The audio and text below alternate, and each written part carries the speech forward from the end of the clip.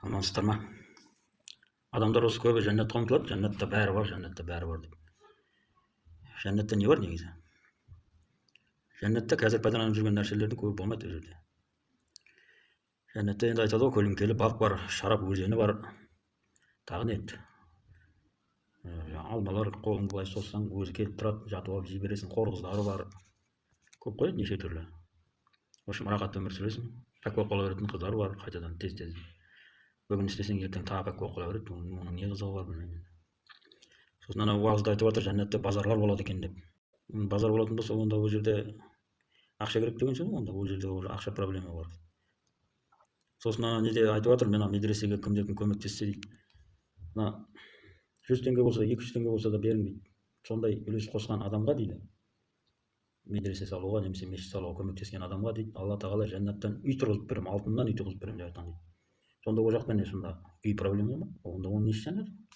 Ол жақта да үй проблема болатын болса, сен мына жердегі жақсылығың үшін ана жақтан үй беретін болса, онда ол жерде де сен үй алу проблемасы бар деген сөз болады да онда. Онда оның несі жәннат болып қалады? Осыларды тек айта береді ғой, айтады дегенге. Имамдарды айтамын да, халықты өстіп алдай береді да. Ондай хадис бар ма жоқ па, онда қарап жатқан жоқ, солар өздері ойлап та ұрып жатыр деймін. Сосын біреу айтты, ана киттің етін асып береді, пісіріп береді, киттен бірдеңе деп, ұмытып қалдым, сөйтіп айтып жатыр. Көрдіңдер ме дейді, жәннатта кит болады екен деп. Мейлі енді болса бола берсін, кит бола ма басқасы бола ма, енді айтып жатыр ғой, енді болса бар шығар. Бірақ жәннатта болмайтын заттарды айтайын. Жәннатта телефон болмайды, тиктокқа кіре алмайсың, ватсапта отыра алмайсың, ютуб қарай алмайсың, интернет болмайды, көлік болмайды, пойыз болмайды, самолет болмайды. Бұның бәрі адам қолымен жаратылған нәрселер, ол жерде болмайды. Оның бәрін жасаған кәпірлер және. Ол жақта енді кәпірлер болмайды ғой, енді ол жерде тек мұсылмандар болады. Оның бәрін мұсылмандар шығарған жоқ. Ешкімменен WhatsApp арқылы хабарласа алмайсың, тиктоктан видео түсіріп, жаңағыдай контент түсіріп жүре алмайсың. Қыздарға айтармын, тиктоктан сөйлеп отқан. Олар да тиктоктан өздеріңді көрсете алмайсыңдар. Баратын жерлеріңе самолеттен ұшып бара алмайсыңдар. В общем, қыдырмайсыңдар, бір жерден шықпайсың. Жаяу баруға енді алыс қой, енді біраз жерлерде. Музыкалық жаңағы Ямаха дейді, мынаулар болмайды, гитара, оның бәрін адам жасаған. Домбыра да болмайды ол жерде. Тас бірдеңе тауып ұрғылап музыка шығармасаңдар, ол жақта көңіл көтеріп билей де алмайсың. Басқа не істейсің енді? Қор қыздарын құшып, қор қыздармен енді дискотекада болу керек. Енді ол жерде музыкальный аспаптар болмайды ғой, енді Ямаха болмайды, колонкалар болмайды ол жерде. Қалай ол дискотека болады ол жерде? Жалпы адам не істейді өзі жәннатта? Ол жерде енді кітап та болмайды ғой, сен білім не керек ол жерде саған? Өйткені сенде өмірге деген құлшыныс, бір арман, мақсат деген нәрсенің өзі жәннатта болмайды ғой. Адам мәңгілік өмір сүреді, сен бәрібір қайтсаң да өмір сүре бересің сен. Ол жерде тырысып мына арманыма жетейін деп тырысатын ол жерде ештеңе жоқ. Не деп тырысасың сен? Өйткені бәрін Құдай беріп қойыпты ол жерде. Жәннат бағы бар, алмаңды жейсің, қыздар керек болса ол дайын. Үйленемін деп проблема, тұрмыс құруым керек деп проблема жоқ. Бала көремін деп, оны асыраймын, оны бағамын деген ұмтылыс жоқ. Андай көлік алуым керек дейтін нәрселер жоқ ол жерде.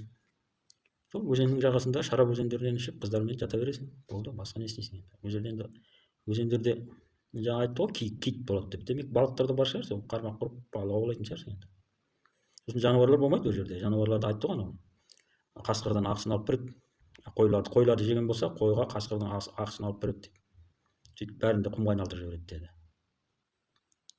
Демек ол жерде жануарлар болмайды, атқа мініп те жүре алмайсың, атпен де жай жүресің, болды, басқа ештеңе жоқ. Сонда не қызық бар ол жерде, білмеймін мен.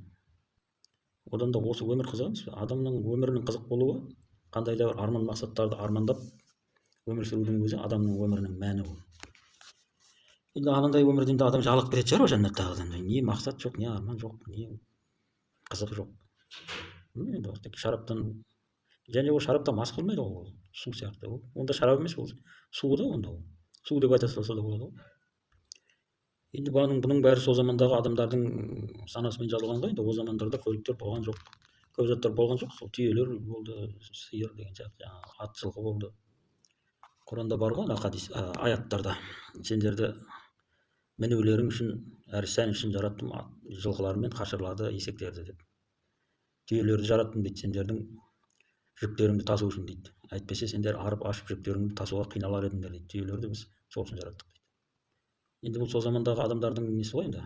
Ал енді қазір пойыздар шығып кетті, самолет, груз көліктердің неше түрі бар. Түйенің қажеті болмай қалды жүк тасу үшін. енді ол жәннатта бұлардың бәрі де тағы да болмай қалады, ондай көліктер. Сен жүк те тасымайсың, керегі де жоқ қой саған оның жүк тасудың. Сонда енді басқа не қызық бар деймін да ол жерде. Мысалы қор қыздарынан басқа. Енді әйелдерге не қызық бар, енді жігіттерге енді қор қызы солай болып тұр ғой, содан басқа қызық керек емес болып тұр ғой енді. Әйелдерге не қызық ол? Енді қор қыздары деген ол мына өмірдегі бар қыздар емес, олар бонус, ол жәннатта өзі сол жерде жаратылған қыздар олар. Местный жәннаттың қыздары. Мына жерден барған сенің әйелің ол жерде қандай ол рахат сезінеді, білмеймін енді. Осы сен жаңағы біздерде енді анау неше түрлі көйлек алып мақтанып сөйтіп жүреді ғой енді, фигурасын көрсетіп дегендей. Ондайды да көрсете алмайсың, себебі ол жерде бәрінің әйелдері әдемі болады да, ол бір-бірінен өткен. Сен ешкімге мақтана алмайсың. Әдемі көйлегіңмен де мақтана алмайсың. Тойға барып жаңағы жүреді ғой неше түрлі сырғаларды тағып алып. Ондай да болмайды ол жерде. Себебі ол бәрінде бар ғой, сен кімге мақтанасың?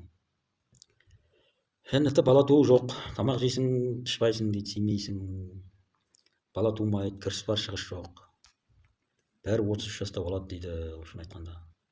Сонда енді бұл жерде енді әке мен баланың арасындағы әке, шеше, ата, әже деген ұғымдар ол жерде жоқ.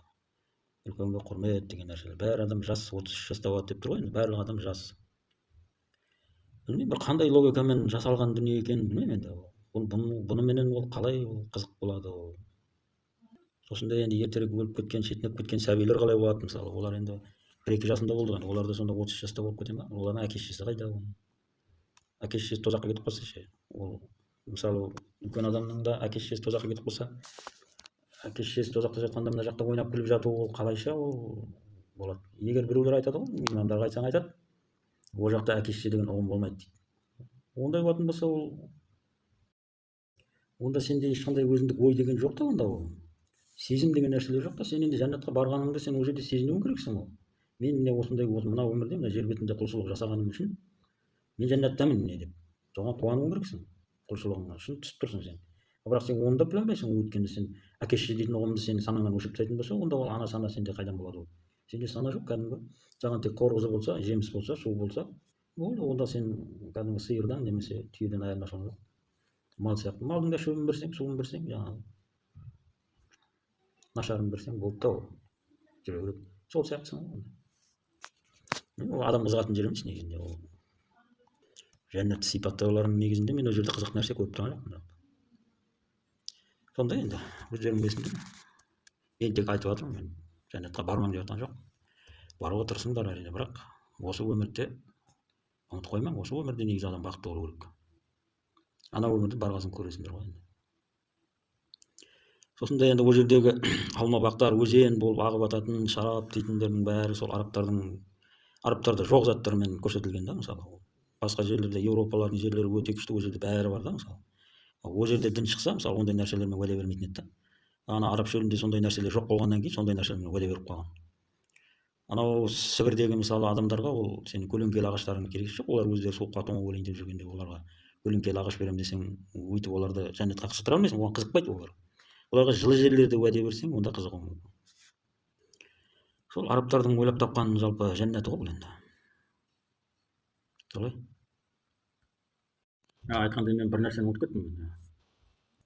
Әйелдерді де, қыз-келіншектерді қуантатын бір нәрсе бар бұл жерде. Соларды да қуанта кетейін. Жәннатта ғилман дейтін хор еркектер беріледі әйелдерге, яғни. Бұл бәріне емес. Бұл осы өмірде тұрмысқа шықпай кеткен әйелдер үшін арналған, және де мына өмірде еркектерден көп жылу көрмеген әйелдер үшін арналған дейді.